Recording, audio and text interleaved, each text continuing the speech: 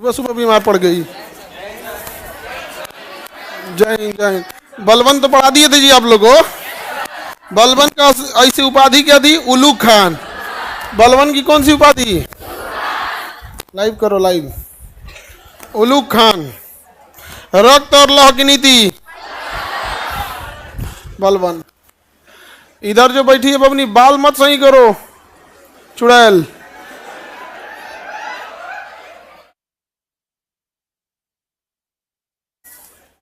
एक तो ठीक ठाक रहो तो समझो में आए, दलिदर ऐसा अपने रहे सो। ऐसे तो केजीएस में रहोगे तो ऐसे ही पता चल जाओगे। हम खौरा आते हैं टाइम केजीएस। बैठो बाबू। क्या लाइव नहीं हुआ क्या अभी? देखिए दिल्ली सल्तनत के बारे में पढ़ाए थे, एक्स्ट्रा लाइट वह जला दिया। अबे कोनो रिजल्ट आए जो गौर करना है उसको। हाँ करिया करो। हाँ देखो, एक लाइट जला 20% आदमी गोरा हो जाता है। अभी दूसरा 20% डाउन हुआ ना, अभी एक और डाउन करें 20% डाउन हो जाएगा। उसको डाउन करेंगे तब ओरिजिनल आएगा। चलो अब देखते हैं हम लोग आगे बढ़े। तो बलबन वगैरह के बारे में पढ़ा दिए। बलबन पढ़ा दिए ना। दिल्ली सल्तनत तो कंप्लीट बता दिए थे। अलाउद्दीन खिलजी भी बता रहे थे। अलाउद्दीन खिलजी के बारे में शुरुआती दौर पढ़ा दिए थे। कैकुबाद और क्यूमर्स की हत्या कर दिया गया था। किसने किया था? जलालुद्दीन फिरोज खिलजी। और कौन सी वंश की स्थापना किया? खिलजी वंश। सबसे छोटा शासन किसका था? खिलजी। हाँ सबसे छोटा खिलजी वंश का। लगभग देखो ना कितने साल है, 30 साल। जलालुद्दीन फिरोज खिलजी किलेबंदी कराया था। इसका भतीजे ने इसकी हत्या कर दिया, अलाउद्दीन खिलजी। अलाउद्दीन खिलजी के बचपन का नाम अली या गुरसब। खलीफा के पद को मान्यता दिया। द्वितीय सिकंदर कहा जाता है। किसे? अलाउद्दीन खिलजी को।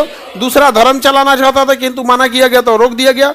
वास्तुकला के नाम पर इसने क्या किया? कुब्बतुल इस्लाम मस्जिद का गेट बनवा दिया। अलाई दरबार के नाम पर कुतुब मीनार के बगल में अलाई मीनार बनाने का प्रयास किया। बाजार अच्छे काम में क्या किया? बाजार नियंत्रण प्रणाली, मूल्य नियंत्रण, सैनिकों का ड्रेस, नगद वेतन, घोड़ा दागने की व्यवस्था, अस्थायी गुप्तचर, ये इसका मेन काम है सैन्य क्षेत्र में। समझ में आ गया कि नहीं आ गया? मूल्य नियंत्रण किसने चालू किया? अलाउद्दीन खिलजी। इक्ता व्यवस्था समाप्त किया, अर्थात वेतन के बदले जमीन को इक्ता कहते थे, इक्ता को समाप्त किया और नगद वेतन दिया, लेकिन यह वार्षिक वेतन दिया था। आगे पढ़ेंगे फिरोज शाह तुगलक ने मंथली वेतन दिया था, वो हम आगे पढ़ेंगे तुगलक वंश में। अब इसके 4 प्रमुख सेनापति थे। कौन कौन थे? नुसरत खान, जफर खान, उलू खान, मलिक काफूर। मंगोलों से लड़ते हुए मारा गया था जफर खान। दक्षिण भारत जीत के दिया था मलिक काफूर। 1000 दिनार में किसे खरीदा गया था? मलिक काफूर। 1000 दिनारी कहा गया मलिक काफूर को। जजिया जकात खुम्स खराज, कितने टैक्स लगाए? जजिया जकात खुम्स खराज। जजिया जकात खुम्स खराज याद रहेगा। जजिया जकात खुम्स खराज। जजिया केवल हिंदू यानी जो मुस्लिम नहीं थे उन सबको देना था जजिया, और जकात केवल किसे देना था? मुसलमान। और जजिया एक तरह से कहिए तो बेसिकली जो मुस्लिम नहीं थे उन्हें क्या देना था? जजिया। अब आपको लेकिन जजिया क्या था? मैंडेटरी था, देना ही देना है। जकात क्या है? मैंडेटरी नहीं है, वो धार्मिक टैक्स है एक तरह का। आज भी जकात मुसलमान को देना है तो देगा, नहीं देना है तो नहीं देता है। मौलाना साहब हर महीने कहते हैं जाके कि आप लोग अपने अपने जकात और फितरा निकालते रहें ताकि धार्मिक काम में हो सके यहाँ पर। और इस्लाम धर्म में ये है कि मतलब अगर कोई धार्मिक काम करना है तो सार्वजनिक चंदा ना लेकर अपना मतलब जो कुछ लोग हैं उन्हीं से मांग लिया जाए जो नमाज पढ़ने आ रहे हैं। इस वजह से समझ में आ रहा है कि नहीं आ गया? ये नहीं कि मतलब बहुत ज़्यादा सार्वजनिक तौर पर। समझ में आ गया? कोई दिक्कत? आगे बढ़े। अब इनके हम सैन्य अभियान को देख लेते हैं। किसके? अलाउद्दीन खिलजी। ये सब पढ़ा दिए कि नहीं? ये तो मुँह ज़बानी याद हो जाना चाहिए। अस्थायी गुप्तचर किसने लाया? दान दी गई जमीन को खालसा भूमि में वापस बदलने का प्रयास किया। किसने? अलाउद्दीन खिलजी। अलाउद्दीन खिलजी के समय जो जमीन दान दी जाती थी उसे हम लोग दान दी जमीन वापस जब ले लिया जाता था सरकारी भूमि में बदल दिया था। तो सरकारी भूमि को क्या कहा गया? खालसा भूमि। तो अलाउद्दीन खिलजी ने कहा कि बिना मतलब इतना ना लोगों को दान दिया गया जमीन, सब जमीन वापस लो। इसका मुख्य उद्देश्य क्या था, जरा ध्यान से देखो। सरकारी जमीन अर्थात दान दी गई जमीन को वापस लेकर खालसा जमीन अर्थात सरकारी जमीन बनाना चाहता था। इसका उद्देश्य समझो। दिल्ली सल्तनत के समय सैलरी नहीं दी जाती थी, बल्कि सैलरी के बदले जमीन दी जाती थी, इकता व्यवस्था। इसने क्या किया, सैलरी वापस लाने का व्यवस्था कर दिया। कहा कि जितनी जमीन दान में दी गई है वो जमीन क्या होगी, वापस। अर्थात इकता व्यवस्था के तहत ज्यादातर जमीनों को क्या कोशिश किया, वापस लेने का। किसने, अलाउद्दीन खिलजी। अलाउद्दीन खिलजी इसी सिलसिले में चला गया निजामुद्दीन औलिया के पास। निजामुद्दीन औलिया दिल्ली के एक बहुत प्रमुख सूफी संत थे, चिश्ती संप्रदाय के संत थे। निजामुद्दीन औलिया के पास गया और घोड़ा लेके उनके दरवाजे के बाद थोड़ा रुक गया और संदेशा भिजवाया। कहा कि अलाउद्दीन खिलजी मिलना चाहते हैं। कौन मिलना चाहते हैं? और निजामुद्दीन औलिया को पहले से भनक लग गया था, ये आएगा हिसाब मांगने हमसे। तो उसने कह दिया कि निजामुद्दीन औलिया ने कहा कि मेरे घर में 10 दरवाजे, मेरे घर में 10, मतलब आप एक दरवाजे से आएंगे ना, 9 दरवाजे मेरे पास है, हम आपसे बैठ के हिसाब किताब नहीं करेंगे। समझ में आ गया कि नहीं? अकेले मेरे घर में 10 दरवाजे। किसने बोला था? तो क्या निजामुद्दीन औलिया की जमीन ये ले पाया? नहीं, निजामुद्दीन औलिया की जमीन नहीं ले पाया। कोई दिक्कत? अब आगे निजामुद्दीन औलिया से फिर जाएगा गयासुद्दीन तुगलक हिसाब मांगने, तो गयासुद्दीन तुगलक मरिए जाएगा। तो अभी तो निजामुद्दीन औलिया को समझिए। कोई दिक्कत? बाबू आपको टी शर्ट चौथा क्लास, हाँ 8-10 क्लास हो गया, चलो समझ में आ रहा है। अगला देखते हैं, ये मद्यपान। मद्यपान मतलब नशा। नशा शराब पे क्या लगा दिया? प्रतिबंध लगा दिया। मद्यपान पर प्रतिबंध लगा दिया। मेरे घर में 10 दरवाजे हैं, अलाउद्दीन को किसने बोला? निजामुद्दीन औलिया। निजामुद्दीन औलिया। मद्यपान यानी नशे पे रोक लगाने वाला अलाउद्दीन खिलजी। ठीक होता है, नशा वशा पे रोक लगा दे तो यहाँ पर नशा में चीजें बर्बाद होने लगती है। और एक अभी देखिएगा बिहार में एक नया कंसेप्ट चल रहा है कि हमारी सरकार आएगी तो नशा खोल देंगे। ये तो बेशर्मी वाली चीज है यार। ये तो लोग बोल दे रहे हैं, यही अपने आप में उठपटांग चीज है कि हमारी सरकार आएगी तो हम शराब लागू कर देंगे। भाई ये कितना घटिया चीज है। मतलब आपके पिता आपसे कहे, एक मुख्यमंत्री एक राज्य का अभिभावक एक गार्जियन के तौर पे होता है। सपोज करो कि हम ये कहें कि कल से हम शराब क्लास में बांट देंगे, तो मेरा जो दायित्व अपने क्लास के प्रति है, वही दायित्व एक मुख्यमंत्री का अपने राज्य के प्रति होता है। क्योंकि मुख्यमंत्री के काम है पूरे राज्य का दिशा निर्देश तय करना। जिस तरह शिक्षक का काम होता है एक क्लास का दिशा निर्देश तय। सोचो यदि हम ये बात कहें कि कल से हम शराब अलाउ कर देंगे, लोग हमको क्या कहेंगे? क्या पढ़ा रहा है भाई? तो लोगों की भी गलती है। वो एक शिक्षक से, एक डॉक्टर से, एक बिजनेसमैन से उसका कर्तव्य पूछते हैं, लेकिन अपने यहां सरकार से उसका कर्तव्य पूछना भूल जाते हैं। क्यों शराब देखो भाई? और अगर इतना ही शराब है तो अपने बेटा को पहले पिलाओ। अब लॉजिक दिया जा रहा है कि शराब तो बिखी रहा है। अरे भैया, भगवान थोड़े हैं मुख्यमंत्री की 100% खत्म कर देंगे। हाँ, इस पैसा से शिक्षा करेंगे तो क्या करेंगे? वो पैसा से हम शिक्षा लेके कि दारू पी के उड़ा दे? उस शिक्षा से हम क्या कर लेंगे कि दारू पी के उड़ा दे? और उत्तर प्रदेश में दारू तो अलाउ है, तो वहां तो शिक्षा की जोत जगी होगी। सब जाने आइंस्टीने निकल रहा होगा, सब हर घर में 4 न्यूटन भरल होगा सब। भाई अगर शराब के पैसा से शिक्षा पे खर्च होगा तो उत्तर प्रदेश की जनसंख्या सबसे ज्यादा है, शराब लीगल है, तो जब जनसंख्या ज्यादा है तो शराब भी ज्यादा बिकेगी। ऑब्वियस बात है, लोग रहेंगे तभी तो पिएंगे। छोटे से जनसंख्या में कितना ही पी सकते हैं। तब तो वहां पे तो हर घर, हर यूनिवर्सिटी अपना सेशन टाइम से होगी, हर यूनिवर्सिटी कैम्ब्रिज को टक्कर दे रही होगी। सब बहाने हैं, एकदम गलत चीज है ये। शराब एक सामाजिक बहिष्कार करने की जरूरत है। इसे बिहार में सप्लाई हो रहा है अन्य राज्यों से, उन राज्यों को भी प्रेरित होकर बंद करना चाहिए। और महिलाएं याद रखना, जिस दिन शराब के नशे में इंसान जाता है ना, वो 2 पुरुषों की लड़ाई में गाली माँ या बहन को सुनना पड़ता है, जबकि लड़ाई करेगा 2 पुरुष दारू पी के आपस में।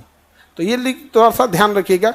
हमारे 800 साल पहले अलाउद्दीन खिलजी, जो कि इसको कहीं से भी लोग इज्जत के नजर से नहीं देखते, अलाउद्दीन खिलजी को अपने चाचा को मार दिया, लफुआ तो था ही ये, लेकिन बावजूद इसके इसने पब्लिक का ध्यान रखते हुए बाजार नियंत्रण प्रणाली लाया था। घोड़ा दागने की तो सैन्य व्यवस्था में लाया था, लेकिन एक पब्लिक के लिए अच्छा क्या लाया था? शराब बंद लाया था कि नहीं? ये चीजें गलत है या नहीं है? बिल्कुल गलत है भैया। शराबबंदी के लिए काहे नहीं ले आ सकते हैं? शराब कंपनियां नहीं चाहती हैं शराब को ले आना। एक्चुअल क्या होता है, केमिकल रिएक्शन होता है। बहुत सारे ऐसे केमिकल होते हैं ना जो अम्ल से क्रिया करके यानी एसिड से क्रिया करके अपना कलर चेंज कर देते हैं। वैसे ही बहुत सारे ऐसी चीज होते हैं जो अल्कोहल से क्रिया करके बहुत ज्यादा पीड़ा देते हैं, दर्द देते हैं। तो उस जिसके घर में शराब पी रहा है उसकी महिलाओं को वो दे दो, वो नमक एक चुटकी खाने में मिला देगी। अब शराब पीने वाले इंसान के शरीर में चला गया। अब जब से वो शराब पिएगा उसके शरीर में इतना पीड़ा देगा, इतना बेचारा बाप बाप चिल्लाएगा, छोड़ दो उसको। वो दाल में मिला देगी, सब्जी में मिला देगी। ले सोच रहा हूँ 4-5 दिन इठेगा तो अपने शांत हो जाएगा। धीरे धीरे क्या कर देगा, छोड़ देगा। नहीं छोड़ देगा। आप कितना भी अच्छा मान के चलिए नॉनवेज खाते होंगे, वो एक मुट्ठी नमक, एक मुट्ठी मिर्चा डाल देंगे, आप खाएंगे? या किसी को पनीर बहुत पसंद है, एक मुट्ठी उसमें क्या डाल दे, मिर्चा, खा पाएंगे? तो बजाय इसके कि हम कैसे रोके उस चीज को, हम नहीं रोक पा रहे हैं इसलिए खुलेआम पियो। बहुत गलत बात है ये सब चीजें। तो मद्यपान पे रोक किसने लगाया? और छोटे त्योहार हम अमीरों के मिलने पे प्रतिबंध किसने बनाया? अलाउद्दीन खिलजी। ये तो अशोक ने भी लगाया था, याद कीजिए। छोटे मोटे त्योहारों पे प्रतिबंध किसने लगाया था? अशोक ने लगाया था कि नहीं आया? तो ये तो उसने कई व्यवस्था लाया था। तो ये तो ऐसे ही याद हो जाएगा। अस्थायी गुप्तचर अलाउद्दीन खिलजी, खालसा भूमि अलाउद्दीन खिलजी, शराब पीने पे रोक अलाउद्दीन खिलजी, छोटे त्योहारों पर प्रतिबंध अलाउद्दीन खिलजी। इसने 4 प्रमुख जजिया, जकात, खुम्स, खराज। जजिया, जकात, खुम्स, खराज, 4 टैक्स लगा दिए, याद रहेगा। जजिया, जकात, खुम्स, खराज। जजिया गैर मुसलमानों से, जकात मुसलमानों से, खराज मुसलमानों का भूमि कर, खुम्स लूट की में टैक्स था। लूट में राजा का हिस्सा कितना होगा? खुम्स क्या था? लूट में राजा का हिस्सा कर। यह सैनिकों के लूटे गए जमीन था, मकान पर घरी नमक चर तथा चारा का। ये तो अलग चीज हो गया, ये तो अलग हो गया। यहाँ से सैनिक जो धन दौलत लूटते थे उसमें राजा का कितना हिस्सा होगा, उसे क्या कहा गया? खुम्स। खराज मुसलमानों का एक भूमि कर था। क्या था? भूमि कर था। अब देखिए मकान जिनका था उस पर जो टैक्स लगता था उसे घरी, और चारागाह नाम था उस पर चरी। जैसे आपका खाली खेत है तो उस पर चरी नामक टैक्स, घर है तो घरी। ये नीचे होना चाहिए था, यहाँ पे कोई दिक्कत? घरी और चरी समझ में आ गया कि नहीं आ गया? मकान पे कौन सा टैक्स? घरी, और चारागाह पर चरी। जजिया, जकात, खुम्स, खराज। सैनिकों की लूट पर टैक्स खुम्स, मुसलमानों का भूमि कर खराज, मुसलमानों का टैक्स जकात, गैर मुस्लिमों का टैक्स जजिया। जजिया, जकात, खुम्स, खराज, घरी और चरी। जजिया, जकात, खुम्स, खराज, घरी, चरी। याद रहेगा?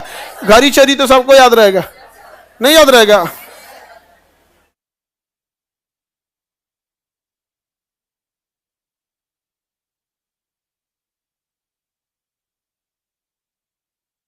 आगे बढ़ते हैं।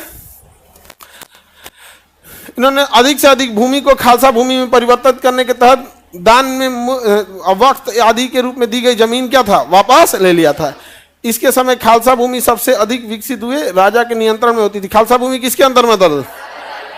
राजा के अंदर में। यह सल्तनत काल का पहला शासक था जिसने भूमि की क्या कराई थी? नाप। कितनी जमीन किसकी है इसकी नाप किसने कराई थी? अलाउद्दीन खिलजी। और उसके हर राजा आएगा सब तो क्या कराएगा? नाप कराएगा। और उसी आधार पे क्या कर दिया था? टैक्स लिया था। अब टैक्स अलग अलग था, कहीं उपज का 1/4 था, कहीं 1/3 था, अलग अलग टाइप था। जैसे अच्छी भूमि रहेगी तो 50% टैक्स, कम उपजाऊ भूमि है तो 30%, और कम है तो और। तो इसका कोई फिक्स याद रखने की जरूरत नहीं है आप लोग को। कहीं पे भी टैक्स स्लैब एक जैसा नहीं रहा है दुनिया में, कहीं पे भी एक जैसा है। आज के टाइम पे भी इनकम टैक्स एक जैसा नहीं है, किसी पे 5%, 10%, किसी पे 30%। तो हम लोग पे 30% लगा है, नहीं समझे? और 18% जीएसटी अलग से, शेष सरचार्ज अलग से, गंगा की सफाई के नाम पे अलग से, सब चीज हम लोग, दुनिया हिंदुस्तान में जितना टैक्स है सब ले लेता है हम लोग से। जितना टैक्स आप पढ़ेंगे ना सब दे देता आदमी। अब बदले में क्या मिलता है पता है? अगर बुखार लग जाए तो एगो कमी फलान नहीं मिलेगा, कालपोल को 1 रुपया गोली ना मिलेगा। अगर हम लोग परिचय ना बताएं तो आप पीएमसीएच में चल जाएं, 2 दिन तक बाहरवा बैठा के रखेंगे, हे मरीज बाहर रहो। तो आदमी अब परिचय उचय बताएगा तो हो जाएगा, वो अलग बात है। और दूसरा बात है जो 30% टैक्स देता होता है, इतना दिन फुटल पीएमसीएच में जाएगा इलाज कराए। सरकार देखो वहां पर जो मरीज है ना उन लोग के बड़ा दुर्दशा है उनके साथ, देखिएगा ना, बहुत दुर्दशा है उनका। आगे बढ़े। लूट में प्राप्त धन का 80% किसको जाता था? राजा को। अब 20% सैनिक लेता था।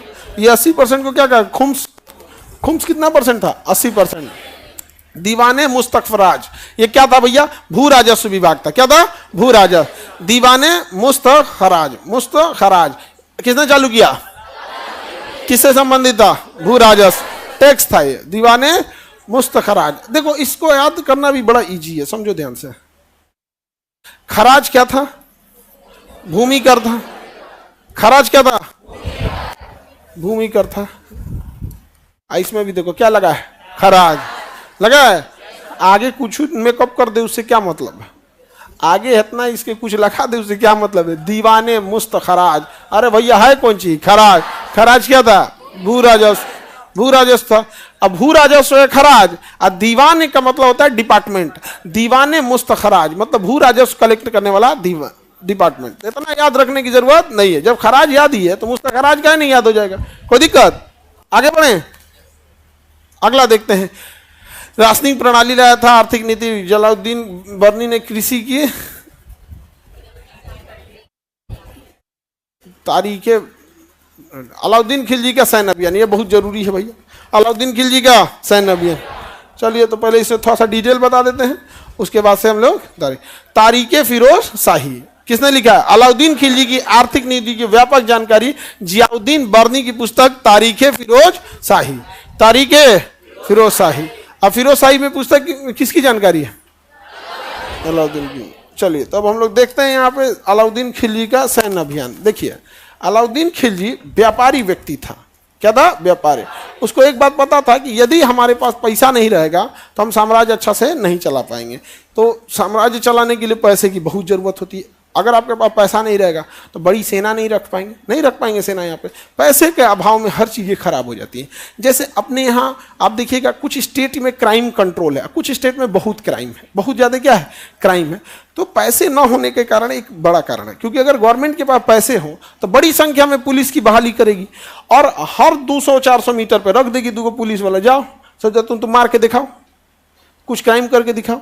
तो हमें बुलाना पड़ता है क्योंकि संख्या लिमिटेड है। एक थाने में 30 से 40 लोग रहेंगे, तो उसी 30-40 लोगों को उतना बड़ा एरिया संभालना है। अगर वही पैसा रहेगा सैलरी देने के लिए तो 30-40 की जगह 300 रख देगा, या ज़्यादा पास जो थाना आज इतने दूरी पे है उसको पास बना देगा। क्राइम कंट्रोल हो जाएगा कि नहीं हो जाएगा? तो पैसा बहुत जरूरी है। कहाँ से कंट्रोल कीजिएगा? थाने के लिए बजट आता है, वो खाना खाएंगे लोग, उसके यहाँ गाड़ी चाहिए, 10 गो गाड़ी होना चाहिए, 20 बाइक होना चाहिए, वायरलेस होना चाहिए, थाने का इतना बड़ा कैंपस होना चाहिए, उतने कर्मचारी आएंगे तो उतना वायरलेस सब सिस्टम होना चाहिए। बहुत ज़्यादा बढ़ जाएगा ना। आराम से एक थाना बढ़ाने का मतलब आपका सालाना 2 करोड़ का खर्च बढ़ गया। सालाना 2 करोड़, मान के चलिए आपका 50 आदमी भी एक थाना में, 50 आदमी, और एक आदमी की सैलरी 60,000 एवरेज जोड़िए, क्योंकि उसमें कुछ लेकर सैलरी 1.5 लाख होगी, किसी की 70,000 होगी, कोई कांस्टेबल होगा, कोई होमगार्ड होगा। अगर एवरेज जोड़िए कितना? 60,000। तो कितना हो गया? 6×5 = 30। जीरो गुने 1 2 3 4 5 30 लाख हो गए। लो कितना हो गया? 30 लाख हो गया। कितना हो गया? 30 लाख। महीना सालाना 12 3 36 हो गया। 3 करोड़ हिल गया। ये तो 3.5 करोड़ खाली सैलरी है चल गया हो। अभी डीजल पेट्रोल, हाँ हाजत में जो बंद रहेगा उसका नाश्ता खाना पीना, कहीं कोई लाश मिल गया उसके लिए फिर अजाक से बजट, इनका दाह संस्कार कीजिए वो करिए। देख रहे हो सालाना गया, क्योंकि बजट तो सालाना आता है। बजट कितना आता है? सालाना आने लगता है। बताओ, थाना बनाना सिंपल है, और अगर बजट रहे सरकार के पास थाना बढ़ा देगा। हो गया कि नहीं हो गया?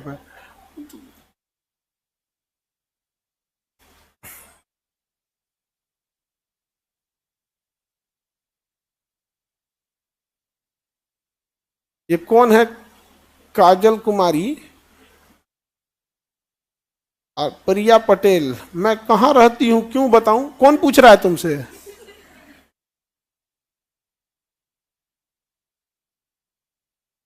बताओ। एक तो ये सब तो ऑनलाइन वालन सबका अलगे नौटंकी चलता है। देखो अलाउद्दीन खिलजी दिल्ली था, कौन ना? अलाउद्दीन खिलजी। ये सोचता था समुद्र से व्यापार करने। तो समुद्र से व्यापार करने के लिए क्या जरूरी है? गुजरात पर नियंत्रण। किस पर नियंत्रण? गुजरात नियंत्रण करने के लिए इसने जफर खान को, किसे भेजा? नुसरत खान को। किसे भेजा? नुसरत खान को भेजा गुजरात विजय करने के लिए। नुसरत खान ने गुजरात जीत लिया। नुसरत खान ने क्या जीत लिया? गुजरात जीत लिया। और यही नुसरत खान ने 1000 रुपए में मलिक काफूर को खरीदा था और गुजरात विजय के उपलक्ष्य में इसने गिफ्ट के स्वरूप मलिक काफूर को गिफ्ट दे दिया। किसे? अलाउद्दीन खिलजी को। अब मलिक काफूर को 1000 दिनारी भी कहा जाता है क्योंकि यहीं से खरीदा गया था, गुजरात के नौसारी से, और यहां से व्यापार प्रारंभ हुआ यहाँ पे। अब इस व्यापार में बाधा बनते थे राजस्थान के शासक। व्यापार में बाधा कौन बनते थे? राजस्थान के शासक। इसी क्रम में उसने 1001 ईस्वी में इसने रणथंभौर अभियान किया। क्या किया? रणथंभौर। और रणथंभौर अभियान भी किसने किया? जब नुसरत खान। किसने किया? गुजरात अभियान भी नुसरत खान। नुसरत खान ने गुजरात जीत लिया और 1000 दिनार में किसे खरीदा? मलिक काफूर को। मलिक काफूर को गिफ्ट दे दिया। किसे? अलाउद्दीन खिलजी। किसे दे दिया? अलाउद्दीन खिलजी को। अब अगला नुसरत खान ने कहा गया? रणथंभौर अभियान किया। कौन अभियान? रणथंभौर तो जीत गया लेकिन नुसरत खान मारा गया। नुसरत खान मारा गया। जफर खान किससे मारा गया था? मंगोलों से। और नुसरत खान कहां मारा गया? रणथंभौर। अगर आपको नुसरत खान नहीं याद है तो आप भूल जाइए क्योंकि क्वेश्चन नहीं आएगा। समझ में आ गया कि नहीं आ गया? इससे क्वेश्चन नहीं है। लेकिन अगर जफर खान भूल गए, गोली मार देंगे। समझ में आ रहा है कि नहीं आ रहा है? और आप यकीन मानो बाबू, हिंदी मीडियम में ये जो होता है ना, इंसान को पता होता है कि बच्चों को ये सवाल आएंगे और ये सवाल नहीं आएंगे। और वो चीज़ ऐसा नहीं कि हम लोग के पास कोई रॉकेट साइंस है। आप भी अगर मैट्रिक का किसी बच्चे को पढ़ाने जाएंगे तो इतना पता चल जाता है कि मैट्रिक के एग्जाम में ये वाला आएगा या ये वाला नहीं आएगा। तो हम लोग को भी पता चल जाता है कि इसकी संभावना ज़्यादा आने की, इसकी संभावना कम है और ये कभियो नहीं आएगा। समस्या क्या आती है? यदि हम लोग उसको काट दें, यदि उसको हम काट दें, तो हिंदी मीडियम में शिक्षक इसलिए नहीं पढ़ा रहे हैं, ज्यादातर शिक्षकों को, हिंदी मीडियम की बात कर रहे हैं, कि वो एग्जाम में आए। ज्यादातर का प्रयास ये रह रहा है कि मैं ज्यादा से ज्यादा पढ़ाऊं और हम अपनी विद्वता दिखा सके। इस चक्कर में हिंदी मीडियम बर्बाद होते जा रहा है और आज एकदम रसातल पे पहुंच गया है, एकदम बर्बाद हो गया है। आज यदि हम ये कह दें कि ये मत पढ़ो, इंपॉर्टेंट नहीं है, तो मेजॉरिटी बच्चे वो क्या करेंगे? बाजार में कोई नोट्स वोट्स खरीदेंगे, कहेंगे अब खान सर ना काट काट के पढ़ा रहे हैं। ये मजबूरी हो जाती है हम लोग को कि अपने हाथ से हम देखते हैं कि चलो भैया अब हम क्या करें। सवाल जब अपने पे उठने लगता है, जब तुम्ही को शौक है चौपट होने का, तो कहते हैं जाओ चौपट। लेकिन दिल से हम बताते हैं कि कम हर क्लास के बाद ना एक आत्मग्लानि होती है। ये चीजें नहीं बतानी चाहिए थी, लेकिन फिर भी हम लोग बता के जाते हैं। रीजन, क्योंकि विद्वता एक तुम लोग हो और उसी में कुछ मास्टर लोग भी ऐसे ही हैं, वो पढ़ाते हैं, हमारा नोट्स देख ले है, इतना है, पूरा डिक्शनरी बना दिए हम। जरूरत ने डिक्शनरी बना के चल दिया यहाँ पे। अरे बच्चा के बारे में सोच। अभी यूपी पीसीएस का एग्जाम, यूपी का एग्जाम हुआ था यहाँ पे। अभी इसमें दिखाते हैं, जो हम लोग पूरे टेस्ट में तो हम लोग के 80 से ज्यादा क्वेश्चन आए। जो लास्ट दिन हम लोग पेपर लिए थे ना, जो हम लोग के क्वेश्चन का लास्ट पेपर था, उसके बाद हम लोग कहें लोग कि चल जाओगी बबनी, नहीं जा पाएगी, नहीं जा पाएगी, चली जाएगी, देखिए चली जाएगी कि नहीं।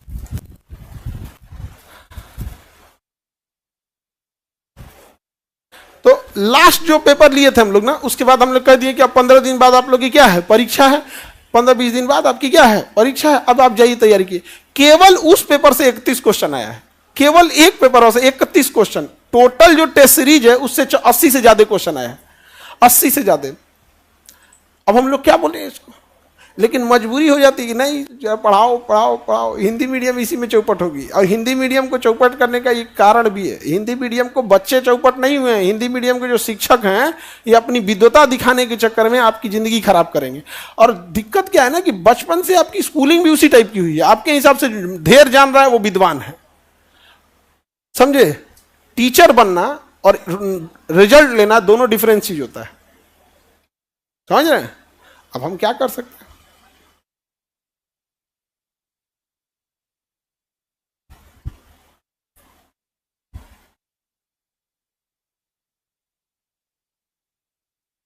सर आधा काट दीजिए आप भी।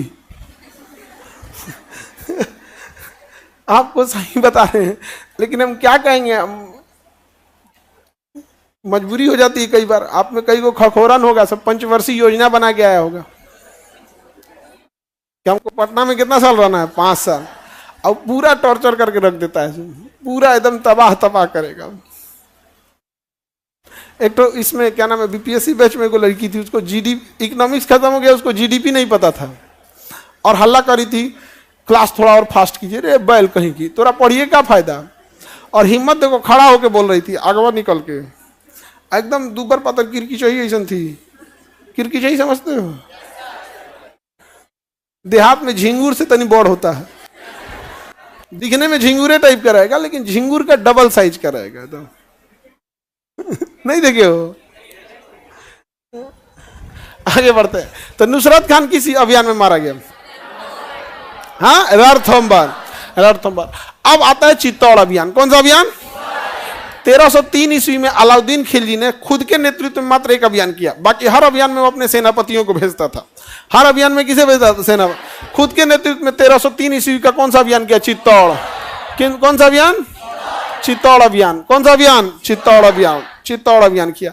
चित्तौड़ अभियान में राजा रतन सिंह को पराजित कर दिया। किसे पराजित कर दिया? राजा रतन सिंह को पराजित कर दिया।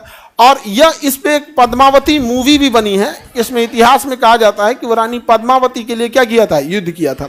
अब ये काफी कंट्रोवर्शियल कहानी हो जाती है, समझ में आ गया कि नहीं आ गया? रानी पद्मावती के लिए युद्ध किया या किया, क्योंकि चित्तौड़ अभियान हर राजा ने चित्तौड़ पे आक्रमण किया है, हर राजा, और चित्तौड़ कभी नहीं हारा। राजस्थान का एक वही एरिया था जो कभी नहीं, ऊपर वाला जो आमेर है, जयपुर वाला एरिया है, यहाँ के राजा तो खटाखट मुगलों से संधि कर लिए थे, जोधाबाई का विवाह हो गया, ये हुआ, लेकिन चित्तौड़ कभियो नहीं किसी से रहा। शुरू से ही चित्तौड़ का जो अभियान था वो कभी भी किसी राजा की अधीनता स्वीकार ही नहीं किया, चाहे वो महाराणा राजा रतन सिंह हो, पद्मावती हो, दुर्गावती हो, या फिर आपका जब बाबर आएंगे राणा सांगा के समय हुआ हो, महाराणा प्रताप हो, अमर सिंह हो, उदय सिंह हो, कभियो किसी ने अधीनता स्वीकार नहीं किया चित्तौड़ का। और चित्तौड़ का किला बहुत विशाल है। तो इसने 1303 ईस्वी में कौन सा अभियान कर दिया? चित्तौड़ अभियान। राजा रतन सिंह की युद्ध में हत्या कर दी गई। और जब ये महल में प्रवेश किया तो रानी पद्मावती और अपने साथ कई हजार महिलाओं के साथ एक अग्नि कुंड बनाई और उसमें उन्होंने जौहर कर लिया। विदेशी आक्रमणकारियों से बचने के लिए राजपूत महिलाएं जो थीं स्वयं को जीवित अग्नि में झोंक देती थी, उन्हें कहा जाता था जौहर। क्या कहा जाता था? जौहर। और उत्साह उनका और इतना ज्यादा था कि वो गीत गाते और श्रृंगार करके जौहर में जाती थी। जिस तरह दुल्हन को तैयार किया जाता है उस तरह से जौहर करने चली जाती थी। बड़ी बड़ी अत्याचार जब राजा की थे समझना, तो बहुत बहुत अत्याचार किया, बहुत ज्यादा। राजपूतों की संख्या आज भारत में न होने, बड़ी संख्या नहीं है राजपूतों की, ठीक ठाक है बट बहुत ज्यादा संख्या में नहीं है। उसका एक कारण है, उन्होंने आधे तो बलिदान दे दिए इस धरती को बचाने के चक्कर में। कितने ने कुर्बानी दे दी, कितने बचे ना। केवल राजपूत शासक नहीं, छत्रानियों ने ही एक बार 33,000 महिलाओं ने जौहर किया, एक बार 18,000, एक बार 11,000, 3-3 बड़े जौहर हुए हैं केवल चित्तौड़ के किले में। आप कभी जाएंगे तो उस जगह आज भी है जहां जहां जौहर हुआ है, 3 अलग अलग जौहर हुए हैं पे। एक बार 33,000, एक बार 19 की 21,000, एक बार 11,000, ऐसे चित्तौड़ में जौहर हुए हैं। तो एक बड़ी संख्या उनकी बची ही नहीं, युद्ध में ही मारे गए।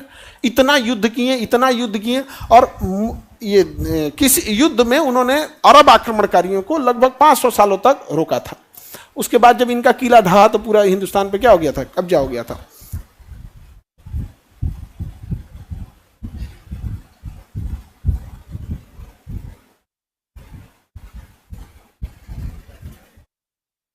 आगे बढ़े बहु, किसी को कोई दिक्कत? और यहां पर ना चित्तौड़ के किले को घेर के उसने क्या हो गया था? खड़े हो गए थे सब यहां पर। और कोई भी ना अलाउद्दीन खिलजी से दुश्मनी नहीं लेना चाहता था। एक और आप गर्व कीजिएगा राजा रतन सिंह पर, रानी पद्मावती पर। उसी समय सोचिए कि राजस्थान के बाकी 10 शासक कहां थे? वो भी तो राजपूत शासक थे। एक मर रहा है, दूसरा देख रहे हैं, तो एक और आपको गर्व करिएगा। तो हमें ना दोनों ओर देखना नहीं सिखाया गया। स्कूलिंग सिस्टम ऐसी है कि जब हम राजा रतन सिंह की चर्चा करेंगे, महारानी पद्मावती की बलिदानों की चर्चा करेंगे, तो हम केवल वहीं देख पाएंगे। उस समय के राजा कहां बैठ गए थे? यही बहादुरी है राजपूत की कि एक राजपूत मर रहा है, बाकी लोग देख रहे हैं, केवल इसलिए कि हमसे अलाउद्दीन की दुश्मनी ना हो जाए। और यह हकीकत है कि पूरी लड़ाई में पूरे राजस्थान से सबसे ज्यादा चित्तौड़ यानी मेवाड़ का एरिया लड़ा है, सबसे ज्यादा। कोई बचाने नहीं आया उन्हें। 6 महीना अलाउद्दीन नीचे खड़ा रहा, मतलब वो ना किला बहुत ऊंचाई पे है, पहाड़ पे ऐसे है, और पहाड़ ऐसे फ्लैट है यहाँ पर, और वो मतलब समझिए कि 20 गांव बस सकता है, इतना बड़ा है, बहुत बड़ा है, 20 गांव बस सकता है उसके ऊपर। अब पहाड़ है और नीचे खाली एरिया, नीचे भी खाली नहीं है, नीचे खेती होती है, फिर थोड़ी दूर पे पहाड़ है। तो खेती वाले जमीन पे उसने पूरी सेना लगा रखी थी अलाउद्दीन खिलजी ने। उसको पानी की व्यवस्था थी, उसको हर चीज की व्यवस्था थी, और ऊपर घेर लिया, बाकी आके मार देते सब। भाई वो दिल्ली से आया था, कौन सा उसके गढ़ में थे, उसका अपना गढ़ होता है तो समझ में आता है, दिल्ली से आया था। हम लोग ने खुला छूट दिया, और आप एक हिस्सा पढ़ेंगे तो आपको लगेगा, एक हिस्सा पढ़ेंगे तो आपको गुस्सा लगेगा, बाकी कहां थे सब, और आपको वहां गुस्सा लगेगा। अभी देखो, अभी भी हम हिंदुस्तानी वैसे ही हैं। उस समय अलाउद्दीन खिलजी था, अभी विधायक है सब। उस समय कौन था? अलाउद्दीन खिलजी। उस समय तो नंगी तलवार लेके घूमता था, काटिए देगा। अभी अपने नेता मंत्री, अभी नेता मंत्री सामने तुम्हारे हो रहा है, बोल सकते हो? नहीं बोल सकते। आवाज उठाएंगे तो क्या कहेंगे? अभी पत्रकार लोग तो वैसे ही, अभी एक तो इंटरव्यू चल रहा था, पत्रकार ने इतना कोशिश किया हमसे, इतना कोशिश किया कि तारीफ किया जाए मोदी जी की। हमने उनको मोदी जी की वही तारीफ की है जहां उन्होंने अच्छा काम किया, रोड इंफ्रास्ट्रक्चर, डिजिटल पेमेंट और ये सब चीजों का। एजुकेशन पे काम ही नहीं किए, तो हम स्पष्ट बोले वो एजुकेशन पे काम नहीं किए हैं, थोड़ा भी नहीं किए हैं। हम कह रहे खुले बोल देने, तारीफ सुनना चाहते हैं, एजुकेशन पे नहीं काम किए हैं।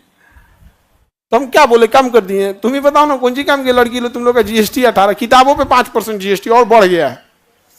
यूनिवर्सिटी बनाए रहते, एगो जेएनयू टाइप का, एगो नया यूनिवर्सिटी बीएचयू टाइप का नया यूनिवर्सिटी। पिछले 20 सालों में तुम ही बता दो, हम 10 साल की बात नहीं कर रहे हैं, पिछले 20 सालों में कोई कायदे की यूनिवर्सिटी खुली है? वही जो 60-70 साल पुरानी यूनिवर्सिटी, उसकी को लेके हम लोग ढो रहे हैं। अलीगढ़ मुस्लिम यूनिवर्सिटी, बनारस हिंदू यूनिवर्सिटी, क्या इस टाइप की यूनिवर्सिटी अभी खुले हैं? इनसे तो लाख गुना अच्छे हमारे वही स्वतंत्रता सेनानी थे, अभाव में रह के, गुलामी में रह के बनारस हिंदू यूनिवर्सिटी खोली गई थी। गुलाम थे हम लोग उस टाइम, गुलाम। और आज आजाद देश में नहीं खुल पा रहा है बीएचयू, माथे का तिलक है भारत के बीएचयू जैसे यूनिवर्सिटी, इलाहाबाद यूनिवर्सिटी, लेकिन ना खुल। तो आजादी के टाइम सोचो, गुलामी में हम लोग ने खोल दिया था। देखो पटना यूनिवर्सिटी गुलामी में जब था तो बहुत अच्छा था, आजाद हुआ तो यो आजादे हो गया। देश आजाद हुआ, नई यूनिवर्सिटी आजाद हो गया। आज किस काम का है पटना यूनिवर्सिटी बताओ? यहां से बगल में है, यहाँ पे अजीब टाइप का तुम्हें लगेगा। होम साइंस की प्रोफेसर साइंस कॉलेज की प्रिंसिपल है, हाँ, कॉमर्स कॉलेज की। जो होम साइंस की प्रोफेसर है ना, उनका प्रमोशन हुआ है as a principal, commerce college के प्रिंसिपल के रूप में। यह भैया हमरा तुम कॉमर्स कॉलेज का प्रिंसिपल बना दोगे, हम ना संभाल पाए, मेरा कॉमर्स सब्जेक्ट ही नहीं है। और पटना कॉलेज है जिसमें आर्ट्स की पढ़ाई होती है, साइंस की नहीं होती है, आर्ट्स की। तो उसके प्रिंसिपल साइंस के प्रोफेसर है। साइंस का प्रोफेसर को लेकर जियाउद्दीन मांगबरनी, ओह माय गॉड, मैं सोचा मैग्नीशियम लिखा होगा, इसमें मांगबरनी लिखा है। भाई वो साइंस का प्रोफेसर है यार। अब जिसने जिंदगी भर कपड़े की दुकान चलाई हो, उसको कहिए कल से मछली बेचना है, ओकरा क्या पता चलेगा? उसको कुछ समझ में आएगा नहीं। तो चल रहा है वैसे। तो चित्तौड़ अभियान और रणथंभौर अभियान क्यों किया गया था, आप समझ रहे हैं ना? गुजरात में बाधा ना बने इसलिए। और रानी पद्मावती ने क्या कर लिया था? जौहर कर लिया। इसके बाद अलाउद्दीन खिलजी ने जितना भी अभियान किया है ना, वो अपने सेनापतियों के द्वारा किया है। इसके प्रमुख से अब दक्षिण भारत अभियान देख लेते हैं लोग पहले। यहां समझ में आ गया? गुजरात अभियान नुसरत खान, रणथंभौर अभियान नुसरत खान, चित्तौड़ अभियान सेम के 3 दिन में। चित्तौड़ अभियान का डेट याद रखिएगा बस, बाकी कोनो डेट याद रखने की जरूरत नहीं, मिटा देते हम यहाँ पर। चित्तौड़ अभियान 1303, राजा रतन सिंह, वहां के राजा रतन सिंह। और आप पद्मावती मूवी देखी होंगी, रानी पद्मावती अपनी हजारों महिलाओं और रानी दासियों के साथ क्या कर ली थी? जौहर कर ली थी। जौहर कुंड में जलते हुए अग्नि कुंड में कूद जाते थे वहां पर। आगे बढ़ जाए। अब इसने दक्षिण भारत अभियान चालू किया, किसने? अलाउद्दीन खिलजी ने। उसने देवगिरी के शासक को पराजित कर दिया। किसे पराजित किया? देवगिरी के शासक को पराजित कर दिया। देवगिरी के शासक पराजित कर दिया। यहाँ यादव वंश का शासन चलता था। राजा का नाम था रामचंद्र देव। रामचंद्र देव देवगिरी के शासक। किसने पराजित किया? अलाउद्दीन खिलजी या उसका सेनापति? सेनापति का नाम, सेनापति का नाम मलिक काफूर ने देवगिरी के शासक रामचंद्र देव को पराजित कर। लेकिन रामचंद्र देव को जब अलाउद्दीन खिलजी के सामने लाया गया तो रामचंद्र देव ने अलाउद्दीन खिलजी को झुककर मतलब अभिवादन करने से इनकार कर दिया। उसने कहा कि राजा जैसे एक दूसरे राजा को अभिवादन करता है वैसे मैं अभिवादन करूंगा। मैं हार गया हूं, मेरी सांसें कुछ समय की मेहमान है, कुछ देर बाद तुम मेरा सर कलम करोगे या फांसी दोगे या चौराहे पे टांग दोगे, लेकिन जब तक जीवित हैं एक राजा का मान सम्मान लेके चलेंगे। अलाउद्दीन खिलजी देखा तो प्रसन्न हो गया, कहा गजब आदमी है यार, खुदे कह रहा है कि मेरी सांसें कुछ समय की मेहमान है यहाँ पे। अलाउद्दीन खिलजी प्रसन्न हो गया और अलाउद्दीन खिलजी ने एक कहा कि भाई मैं राजनीतिक हूं, हम अगर साम्राज्य विस्तार नहीं करेंगे तो मेरा हाल अशोक की तरह हो जाएगा। हम युद्ध नहीं त्यागे हैं, लेकिन मैं व्यक्तिगत रूप से आपकी प्रशंसक हूं और आपके पूरे यादव वंश को मैं मतलब दाद देता हूं बहादुरी की, लेकिन साम्राज्य तो छीनना मेरी मजबूरी है, हम तो छीनिए लिए। लेकिन आपके साथ एक राजा के तौर पर व्यवहार किया जाएगा और एक छोटा सा गांव आपको दे दिया जाता है। अब उसी गांव के राजा रहेंगे, जागीरदार रहेंगे। वो छोटे से गांव नौसारी नाम का गांव दे दिया, इसी के आप जागीरदार हैं, यहां आप ही का शासन चलेगा, जाइए। आपकी बहादुरी से इतना प्रसन्न हुए। आज भी याद रखना है, तलवे चाटने की इज्जत कुछ ही समय के लिए होती है, बहादुरी की इज्जत हमेशा के लिए होती है। चाहे देख लो महाराणा प्रताप या रामचंद्र देव, इतिहास हमेशा याद रखेगा। महाराणा प्रताप कौन सी बड़ी सेना लेके आए थे? कोई बहुत बड़ी सेना थी नहीं, लेकिन आज भी नाम इज्जत से लिया जाता है, लिया जाता है कि नहीं? और जयचंद, जब तक इतिहास रहेगा लोग गरियाएंगे उसको, नहीं गरियाएंगे आप। तो हमेशा याद रखना, जो सच है हमेशा उसका साथ देना। सच का साथ देने वालों को दुनिया कभी साथ नहीं देगी, लेकिन याद रखिएगा सच का साथ हमेशा दीजिएगा। सच का साथ देने वाले लोगों को तो भैया अब यहाँ सीता मैया को अग्नि परीक्षा पे बैठाया सब, हम ही लोग ना है जी। ये यूपी की थी अयोध्या, सीता जी यहाँ पे, समझे? और सोचो सीता माँ को भी झुकना पड़ा था, तो क्या करेंगे यहाँ पे? समाज की बात करेंगे। आगे बढ़े तो रामचंद्र देव ने क्या अधीनता स्वीकार की? अलाउद्दीन खिलजी ने उनकी वीरता का सम्मान करते हुए कहाँ का जागीरदार बनाया? नौसारी, गुजरात में एक जगह है नौसारी। और अलाउद्दीन खिलजी का कहना था कि भाई हम तो साम्राज्य त्याग देंगे तो लोग हमारा से डेराइले छोड़ देगा, हमारा हाल अशोक की तरह हो जाएगा। अशोक जैसा राजा को बिलाते टाइम में नहीं लगा, तो हम तो अभी नया नया एंट्री मारे हैं। अशोक तो खानदानी राजा था ना, कौन सा अशोक स्टार्टिंग वाला था? उसका तो खानदानी राजा था, चंद्रगुप्त मौर्य, बिंदुसार, उसके बाद आया था अशोक। तो खानदानी राजा था और उतना बड़ा अखंड भारत का था। युद्ध त्यागा तो काम खत्म हो गया था। अलाउद्दीन खिलजी ने कहा हम युद्ध नहीं त्याग सकते, मजबूरी है। अब मलिक काफूर आगे बढ़ा, मलिक काफूर आगे बढ़ा। वारंगल एक जगह आया, कौन आया? वारंगल। कौन सा जगह आया? वारंगल। यहाँ का शासक का नाम था प्रताप रुद्रदेव। प्रताप रुद्रदेव नाम इतना बोर रख ले, पूरा डरपोक था, पूरा डरपोक था। रामचंद्र देव में मर्यादा पुरुषोत्तम राम जी की झलक थी, ठीक है? युद्ध से अलाउद्दीन खिलजी ने नहीं बोला था कि आपकी हत्या करेंगे, उसने कहा मैं कुछ समय का मेहमान हूं, मेरी हत्या कर दी जाएगी। अलाउद्दीन खिलजी तो कर गया, गजब शासक है यार।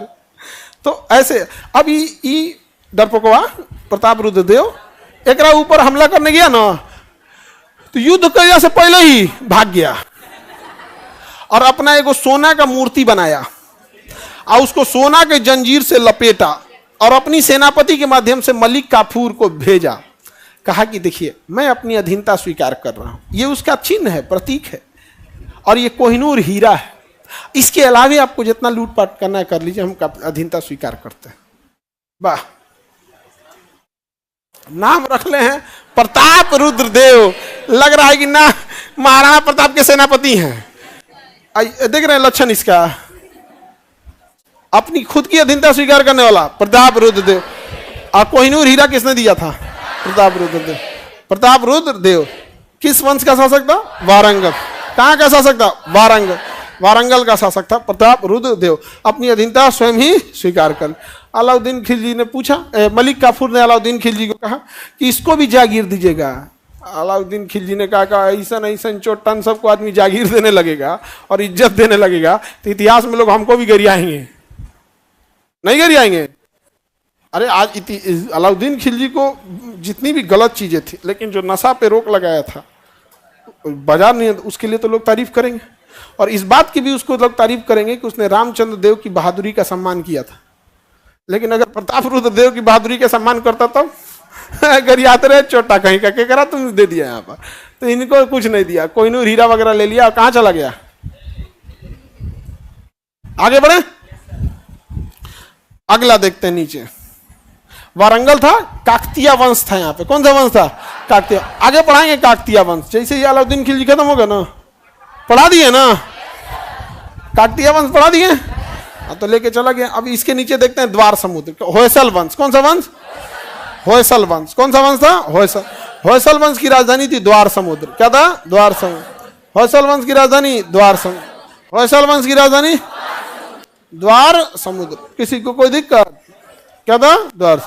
मलिक काफूर ने होयसल वंश पर अधिकार कर लिया, होयसल वंश पर अधिकार, लेकिन उसकी राजधानी द्वार समुद्र को नहीं जीत सका, द्वार समुद्र को नहीं जीत सका। समझ में आ गया? किसी को दिक्कत? इन सारे अभियान में आपको कुछ चीजों को ध्यान रखना है। सैन्य अभियान जब हम देखेंगे तो याद रखना है कि जफर खान किसके साथ मारा गया? मंगोलों के। कौन सा शहर नहीं जीत सका? द्वार समुद्र। कोहिनूर हीरा कहां से मिला? प्रतापरुद्र। सोने की जंजीर और अपनी प्रतिमा बनाया? प्रतापरुद्र देव। बहादुरी से लड़ा? रामचंद्र। जागीर दिया गया? रामचंद्र देव। अलाउद्दीन खिलजी ने गुजरात अभियान किसकी मदद से? नुसरत खान। रणथंभौर अभियान? नुसरत खान। स्वयं के नेतृत्व में, स्वयं के नेतृत्व में चित्तौड़ अभियान। कौन सा अभियान? चित्तौड़ अभियान किया। कोई दिक्कत? 1300। अपने सेनापतियों की तुलना ये मोहम्मद साहब के किससे करता था? खलीफा से।